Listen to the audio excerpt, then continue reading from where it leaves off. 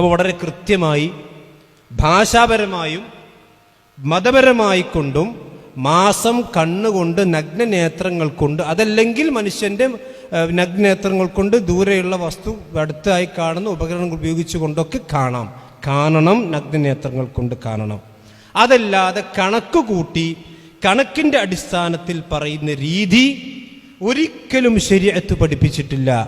അത് ശരീഅത്തിലേക്ക് പുതുതായി കൊണ്ട് കടത്തിക്കൂട്ടപ്പെട്ട ഒരു സംഗതിയാണെന്നാണ് പണ്ഡിതന്മാർ എല്ലാവരും രേഖപ്പെടുത്തിയിട്ടുള്ളത്. നമ്മൾ മനസ്സിലാക്കണം.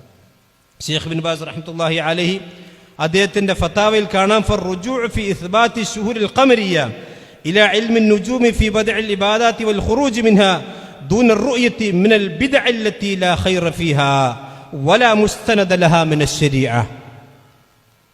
മാസമുറപ്പിക്കാനും ഇബാദത്തുകൾ തുടങ്ങാനുമൊക്കെ ചന്ദ്രന്റെ ചലനങ്ങൾ മനസ്സിലാക്കി ഇൽമുൻ നുജൂം അഥവാ കണക്കിലേക്ക് പോകുക എന്നുള്ളത് അത് മിനൽ ബിദ്അത്തായ കാര്യങ്ങളിൽപ്പെട്ടതാണ്. അതിലൊരിക്കലും ഖൈറില്ല. മാത്രമല്ല വലാ മുസ്തനദ ലഹാ മിനശ് ശരീഅ, ശരീഅത്തിൽ അതിന് യാതൊരു